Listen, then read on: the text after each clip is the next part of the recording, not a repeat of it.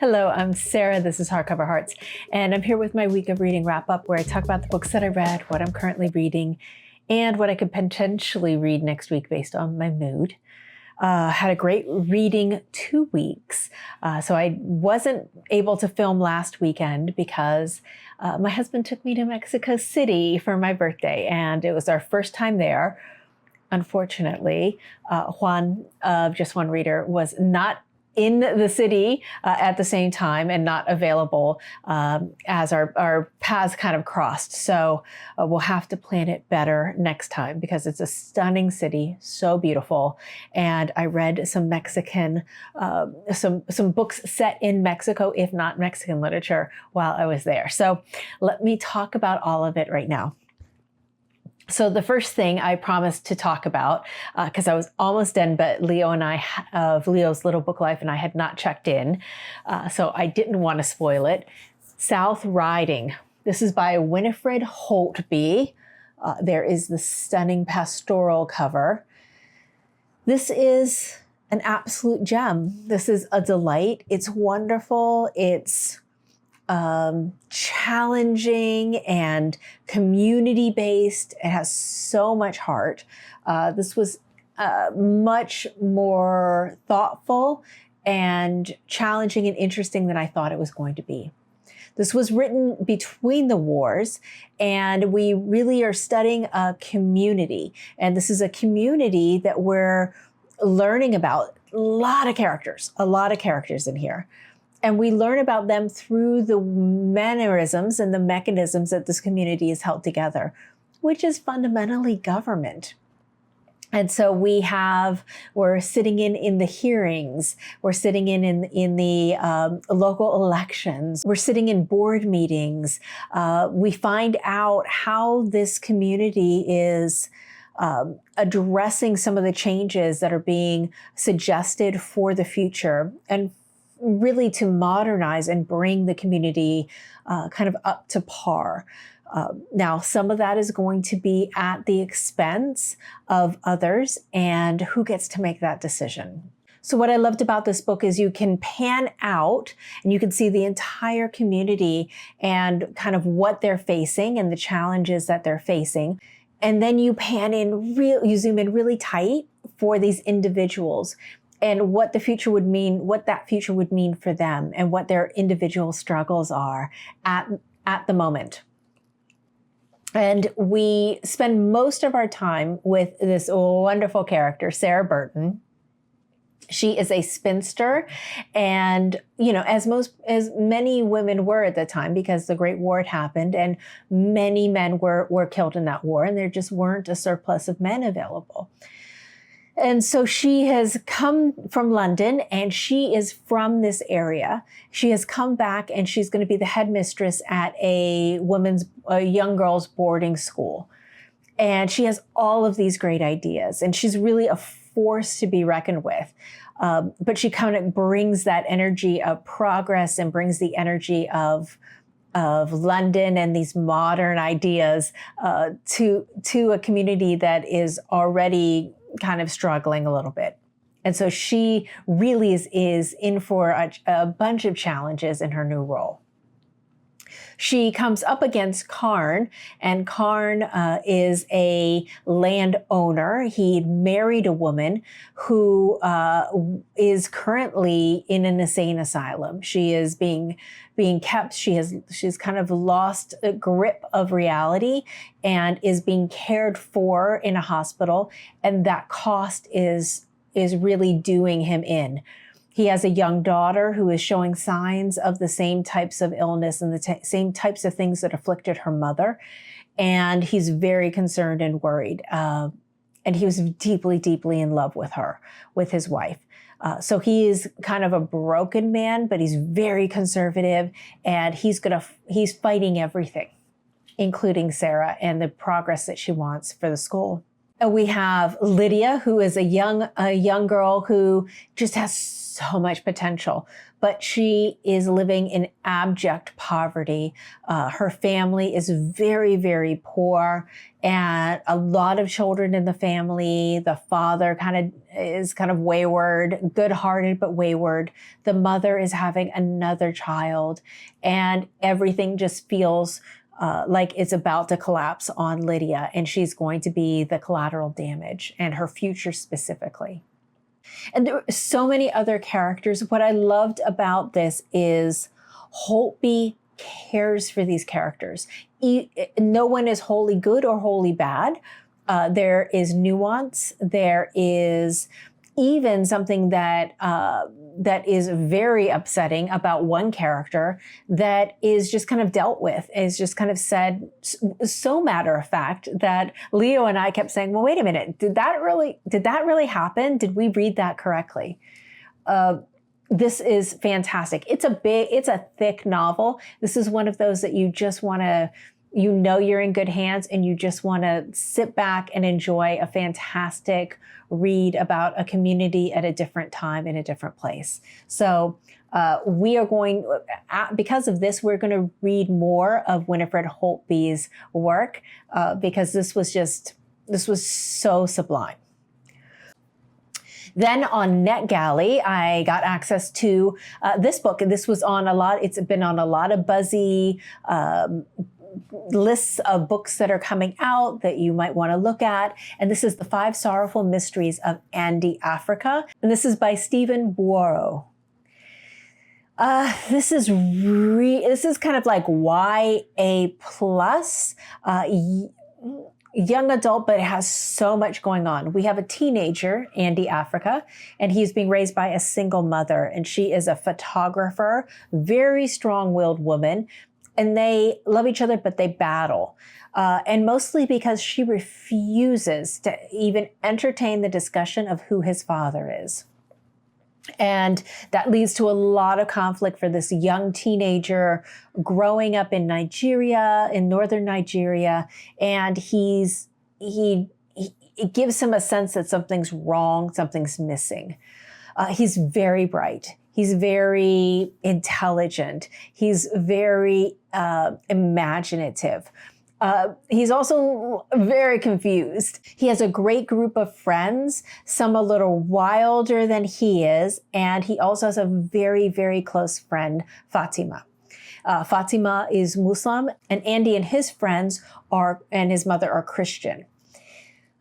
He also has a mentor, and she is someone who has just wild ideas, and she was a teacher, but she definitely is pushing this animism and Afrofuturism kind of ideas. I think she calls it Anti-Futurism, Anti-African Futurism.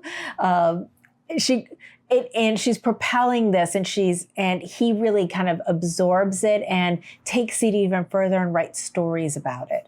And he wants to be a writer, but he also has a mathematic mind. He has just a ton of potential.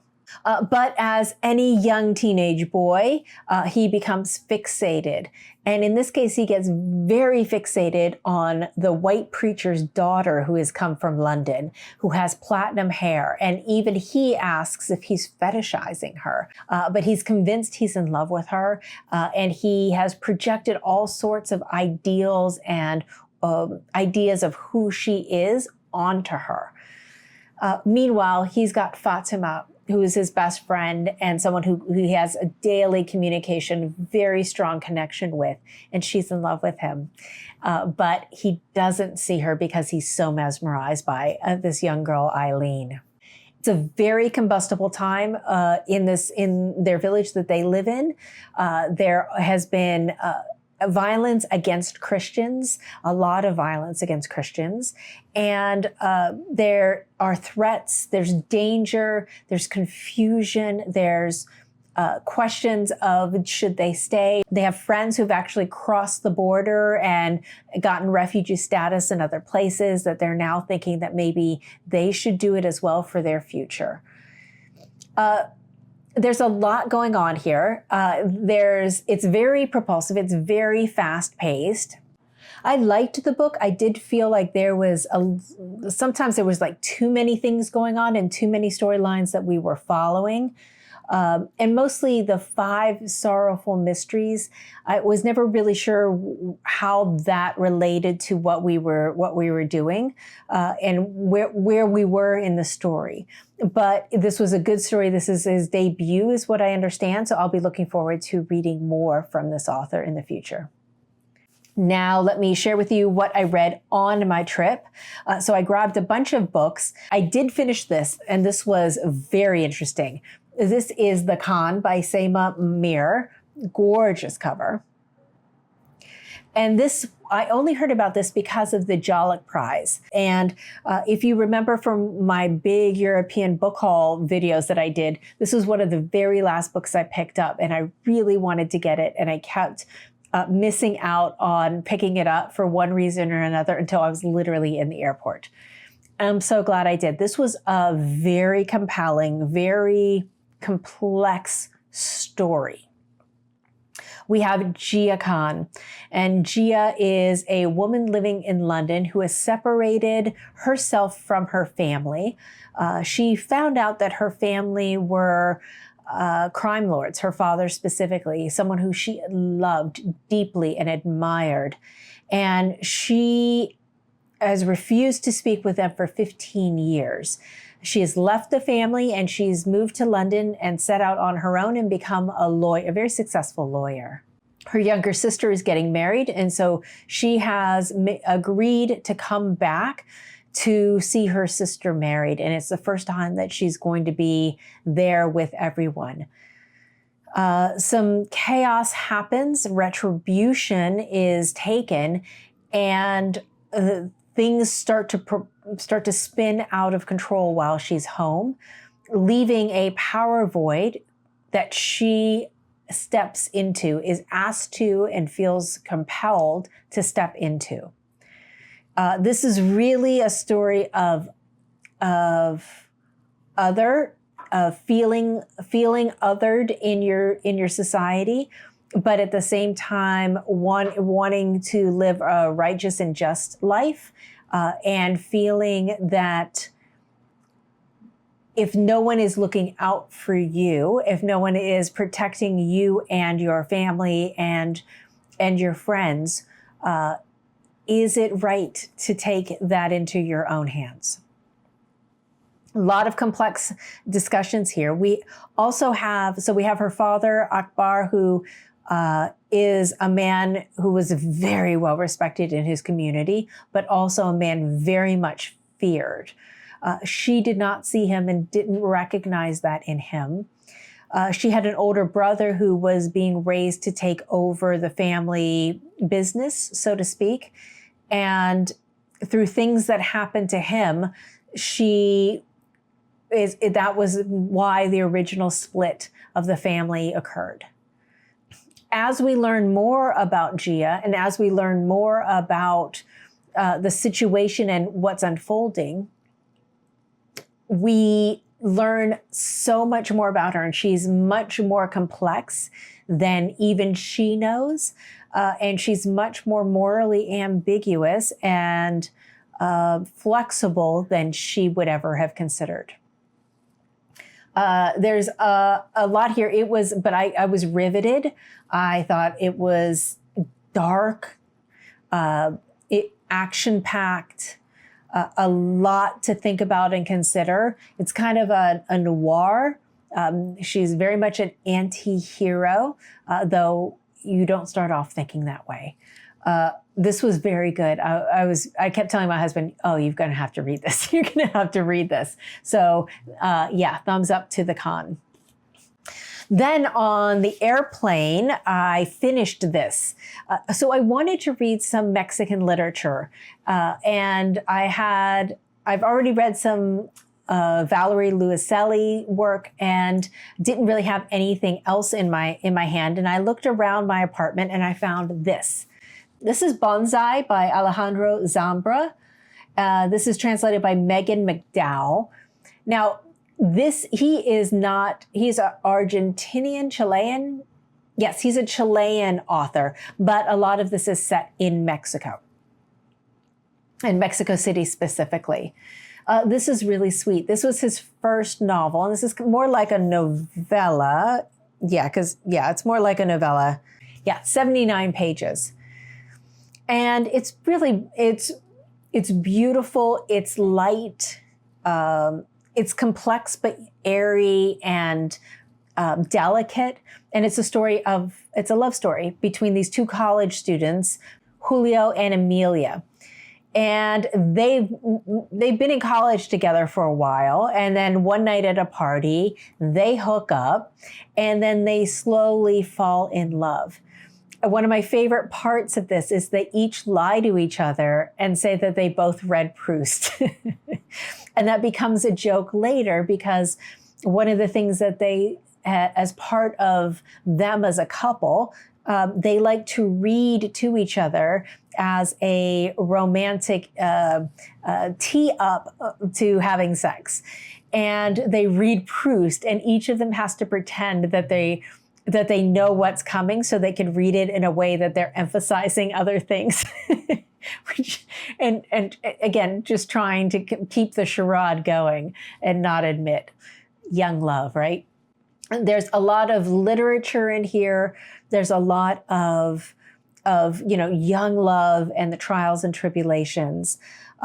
Everything is good for them until they read a story about a doomed love affair, and then it seems to have put a curse on them. And we get to see them as their life kind of moves forward in different ways. I liked this. I thought it was a perfect introduction to Zambra, who I've never read any of his work, and just a nice little palate cleanser for the trip. But let me tell you, the winner of this week and the trip, I'm still thinking about this. It's still something that's reverberating in my heart. This was deep. This was emotional. This was Stillborn by Guadelupe Nettel. And this was translated by, Rosalind Harvey. And this is a Fitzcarraldo edition. Oh, this book. So I read it on my birthday is when I cracked it open, and we were walking and we sat at a park and just read. And I could not put it down. I think I finished it in a day and a half. This is the story of motherhood and caregiving told through the lens of a few characters. So our main character is Laura. Laura and Alina are friends in Paris, and they're really good friends in college and the first few years out of college. And they are convinced that motherhood is a trap, that feminists and the way they want to live their lives does not mean that they should or could be mothers, because they want to be free. They want to travel. They want the types of life that is not available to the women they know as mothers. And they believe so strongly in this. Laura goes and gets her tubes tied and commits. And she's convinced that Alina feels the same. Fast forward a few years later, and Alina has moved to Mexico City, and Laura has come as well. Laura's finishing her PhD, and she's doing her thesis work. And Alina has fallen in love. And she's fallen in love with a man, and she's changed her mind. Laura is heartbroken. She feels a little bit betrayed, but she sees the love that Alina has for this man. She sees their relationship, and she is a good friend. She's a good friend. And so she puts aside her feelings of betrayal and her sadness, and she supports, full-heartedly supports Alina in her pregnancy. Alina has a very, very, very difficult pregnancy. So much so that I would actually say it's a trigger warning for pregnant women or people who, I think maybe if you want to get pregnant, you probably should read this book. But just know that there are a lot of medical complications. A lot of things happen to Alina through this pregnancy. They're very hard to read, but core to the subject matter of the book. I'm not going to kind of go down that. I'll stop with that storyline right there. But something that happens to Laura is she recognizes that there's a little boy and a single mother who live upstairs. And they're having difficulties. The boy is only about 8 or so, and they fight all the time. And there's just a real amount of trauma going on upstairs in the home. And she becomes almost a release valve in spending a little bit of time with this boy, supporting the mother, and trying to help in a specific way to see if she can make things a little bit better for both of them. And we learn a little bit of the story of that mother and her experiences with her son. This was set so it moved from Paris, and then all of the action happens in Mexico City. So I'm reading the book and it's happening in the same neighborhood that I'm in. It felt like the right book at the right time. I know for me on my birthday, I'm always thankful that my mother decided to have children, but I also wonder if my mother felt that she just kind of had to because that's what was expected, or if it was something that if she had a choice, a true choice, would she have made? So it was a fantastic book. This is phenomenal. I think it's on the Booker shortlist for the Booker International. It's worth it. I highly recommend reading it. It gave me so much to ponder. Her writing is so straightforward, and she kind of gets to the core of the issues at hand. Really great. So that's what I read. Let's talk about what I'm currently reading. Almost finished with The Marriage Portrait. I'm reading this for my In Real Life book club. This is Maggie O'Farrell, so I can't talk about that just yet. Also, I wanted to continue with this. This is a book about Paris, about the Paris underground, and like and completely different to South Riding, this is about a community in Paris. This is definitely the underbelly, an alternative grouping of people in Paris. This is Vernon Subtext 2 by Virginie Despentes. And this is raucous. It's the story of a music store owner who has lost everything, including videotapes of conversations that he had with his best friend, who was this rock legend who ended up dead. Everybody wants to find those tapes. Those tapes are because a story is being written, a book is being written, and apparently there's some scandalous stuff on those tapes. So while Vernon is kind of bouncing from couch to couch to couch, there's a manhunt and people are trying to find him.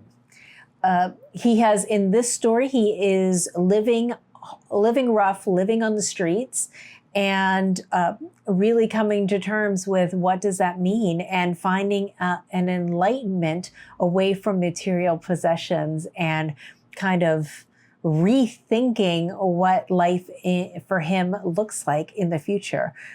So it's taking really interesting turns, some beautiful, beautiful passages of his friends finding him and him just being so overwhelmed. He's practically catatonic, but coming back into himself and into his own.